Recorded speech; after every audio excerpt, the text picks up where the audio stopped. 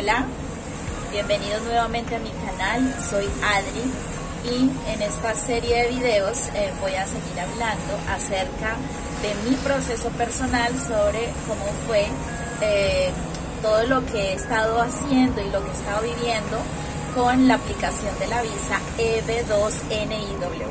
Bienvenidos. Pero primero un disclaimer o advertencia. Yo no soy abogada, no soy asesora. Esto no es un consejo legal, así que tengan en cuenta que si requieren ayuda respecto a sus procesos personales, deberán de contratar o asesorarse con un abogado de inmigración.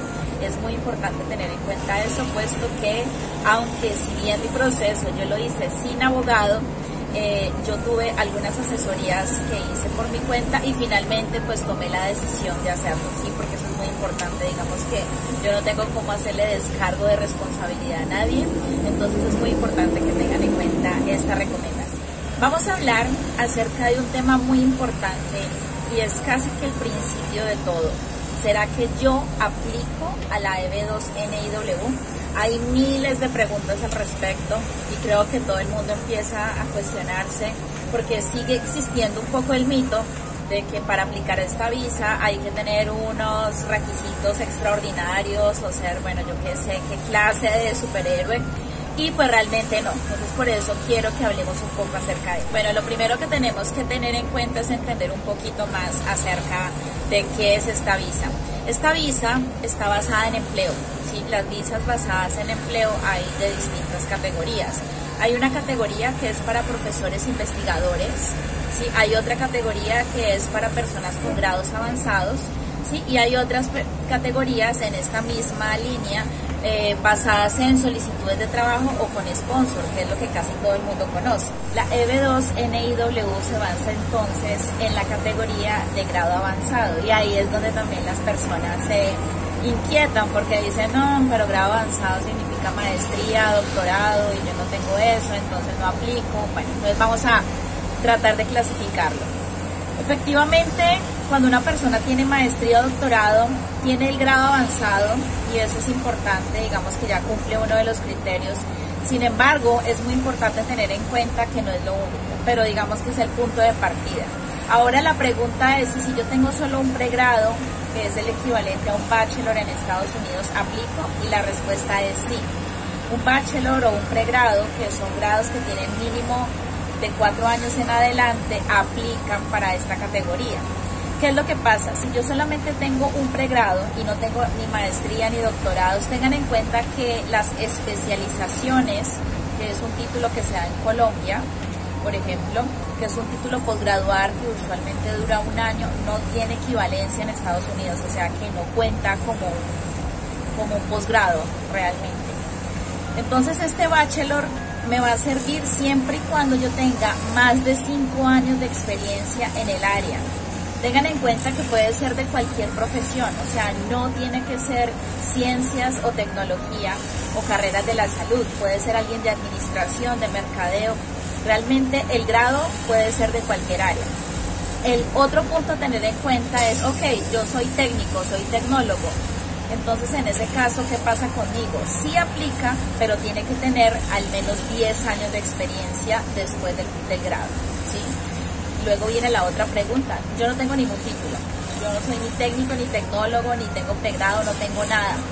Ok, en ese caso, por ejemplo, pasa mucho con emprendedores. Hay emprendedores notables que nunca han tenido un pregrado, un estudio universitario formal, pero han tenido gran éxito o tienen una trayectoria interesante. Entonces, en ese caso también aplica.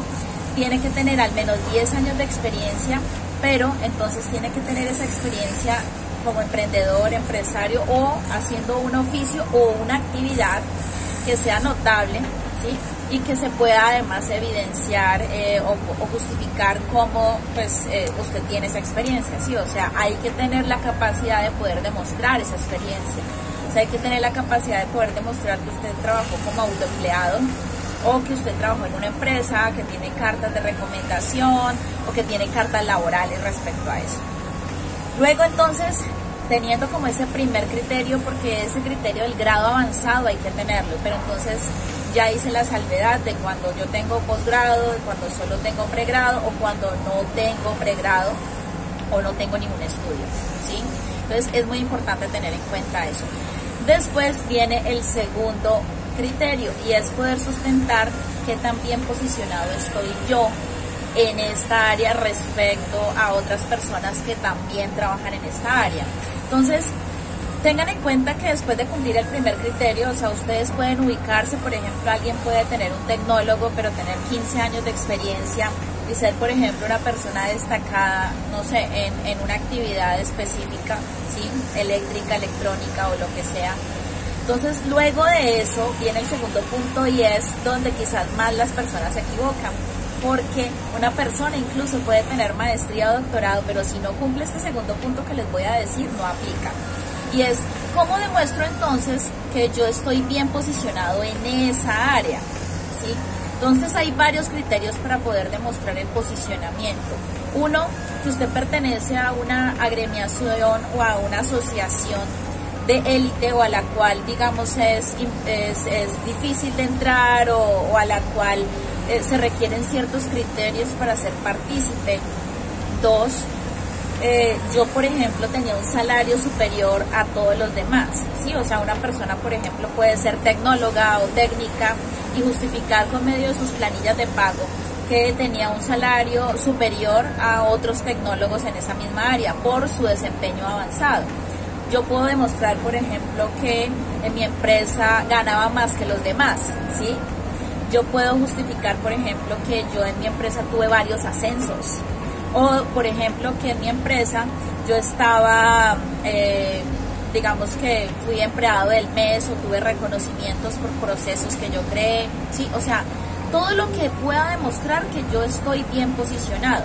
Ahí también puede incluir, por ejemplo, para los que son emprendedores, como en mi caso, cartas de recomendación de clientes, proveedores, colegas o aliados que están en el mismo medio que pueden poder, digamos que este punto lo que hacen es sustentar o justificar que usted está bien posicionado en esto que está manifestando, ¿sí?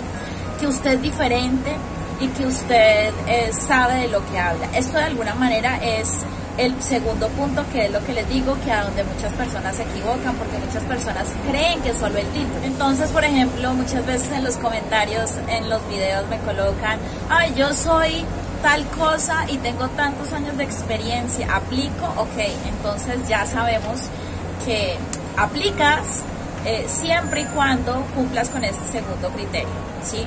De demostrar el posicionamiento, porque también puede ocurrir el escenario en donde tú estabas bien posicionado pero no tienes cómo demostrarlo, ¿sí? O sea, por ejemplo, personas que trabajaron como autoempleados pero nunca hicieron una empresa en la Cámara de Comercio de su ciudad, o nunca tuvieron página web, o no tienen cartas de referencia de clientes o proveedores, entonces no hay cómo demostrar que haya sido un autoempleado, ¿sí? Sin embargo, bueno, en ese caso, por ejemplo, puedes demostrar los extractos bancarios, ¿sí?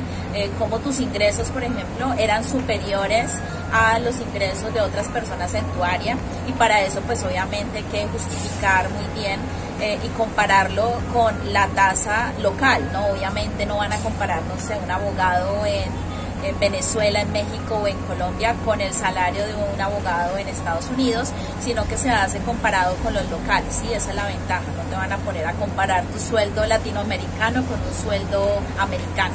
Entonces, ese segundo punto es muy importante y ahí es donde nos tenemos que preguntar si realmente tenemos o no ese aval. Y luego viene el tercer punto. Se debe demostrar que el proyecto que usted trae, porque usted tiene que tener un proyecto claro, o en esa área de expertise donde usted ha trabajado, usted tiene que demostrar que este proyecto es de interés nacional y de beneficio para los Estados Unidos. Tiene que ser claro para el oficial cómo usted ese conocimiento que tiene lo va a traer para acá y de qué forma es claro que se va a evidenciar. Y lo más importante es que para el oficial debe ser claro que eso que usted hace es tan importante que por eso le van a hacer la excepción de no pedirle una certificación laboral o que usted tenga un sponsor, que es lo que usualmente se hace en esta categoría basada en el empleo. Por eso es muy importante que usted tiene que, digamos, tener en cuenta que entendemos como de interés nacional, ¿sí? Eso es un poco ambiguo, por eso ustedes tienen que hacer sus investigaciones, porque una persona, por ejemplo, puede decir, no, lo que pasa es que yo trabajé en un banco toda la vida, yo fui administradora, sí, pero digamos que dentro de esas áreas que usted trabajó, usted hacía algo muy importante. Un ejemplo, usted trabajaba en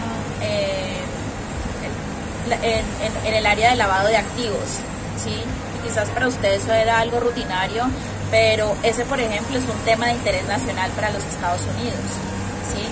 O usted podría incluso trabajar, no sé, en una universidad como investigador,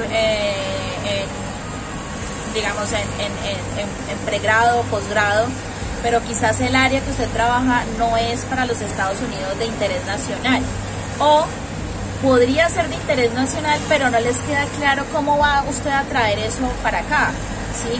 Porque de alguna manera, si ese conocimiento ellos no tienen claro que va a traer usted para acá, entonces su conocimiento no va a ser beneficioso para los Estados Unidos y no tiene sentido darle esta visa si no es claro de qué forma usted va a beneficiar el país con ese conocimiento o con esa expertise que usted tiene.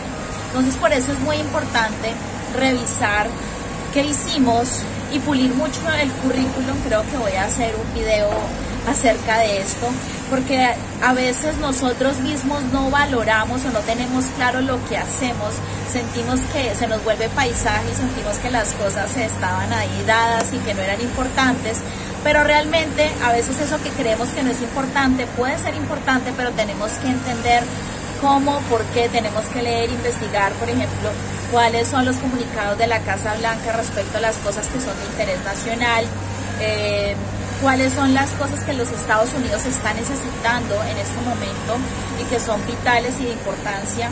Una de las cosas importantes y que son de interés no solo nacional sino mundial son los objetivos de desarrollo, ¿sí?, del Banco Interamericano. Entonces, por ejemplo, ahí ustedes también se pueden referenciar si ustedes trabajan en alguna de esas áreas, con seguridad lo que hacen es de interés nacional. Con este video espero entonces que hayan podido despejar algunas de las dudas para poder saber y entender si aplica. Eso es lo más importante, poder entender si aplico, si mi perfil aplica o no, porque lamentablemente esta visa no es para todos, esta visa no es fácil, no se la dan a todo el mundo, es una visa especial, pero debe ser trabajada, ¿sí? Insisto, y siempre he insistido, muchas personas menosprecian lo que saben, pero eso no significa que esto sea para todo y tenemos que tener claro si aplicamos o no.